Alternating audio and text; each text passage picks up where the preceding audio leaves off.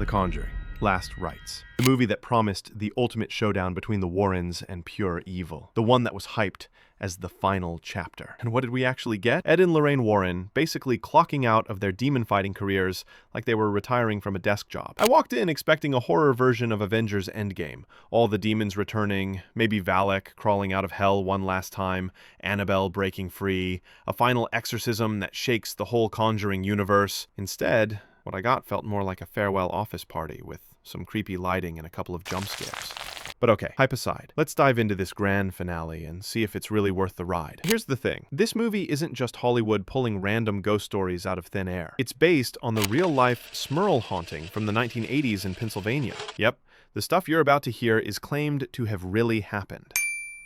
The Smurl family moved into what they thought was their dream home, but it quickly turned into a nightmare. Loud banging through the walls, foul, sulfur-like smells, scratches appearing out of nowhere, even physical assaults. The kind of haunting where you don't just sage the place, you grab a match, burn it down, and move to another state. Now, in The Conjuring Last Rites, this true case gets the full cinematic treatment. The Smurls slowly get broken down as the activity escalates, until they have no choice but to call in, you guessed it, the Warrens. From there, things get more intense.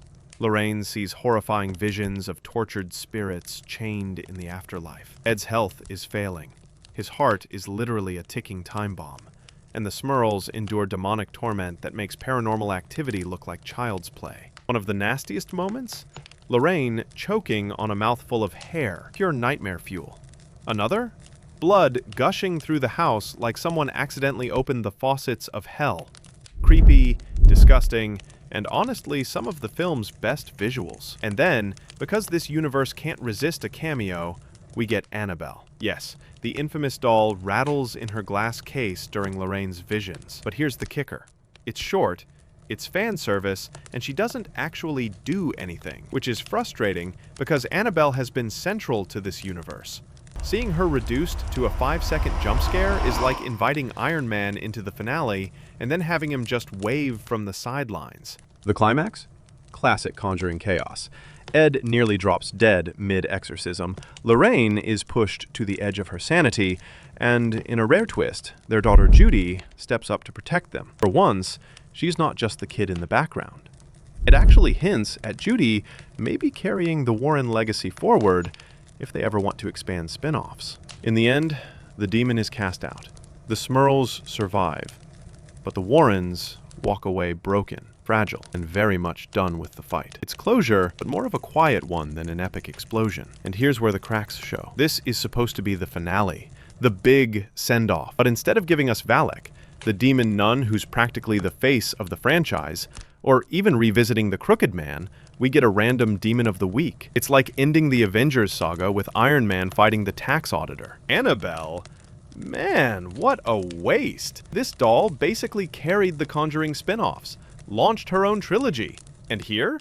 She shakes in her box for 5 seconds like she's just as bored as we are. If you're going to tease her, let her at least try to break free. Now, let's talk scares. Some of them really land. The hair choking, the blood flood, Lorraine's visions.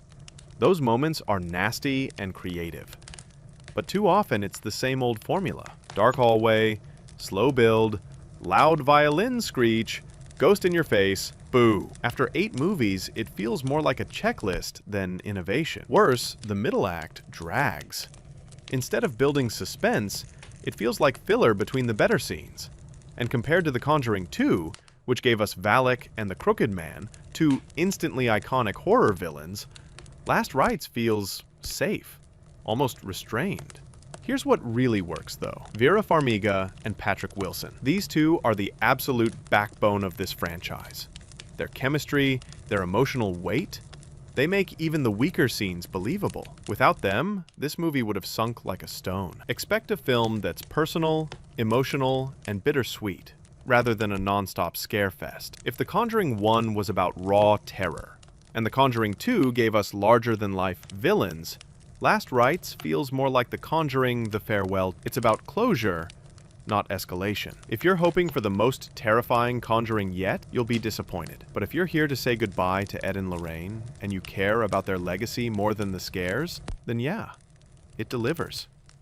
So, is The Conjuring Last Rites scary? Sometimes. Memorable? A little. Legendary finale? Not really. It feels more like the Warrens clocking out than a franchise-ending bang. Respectful, but too safe.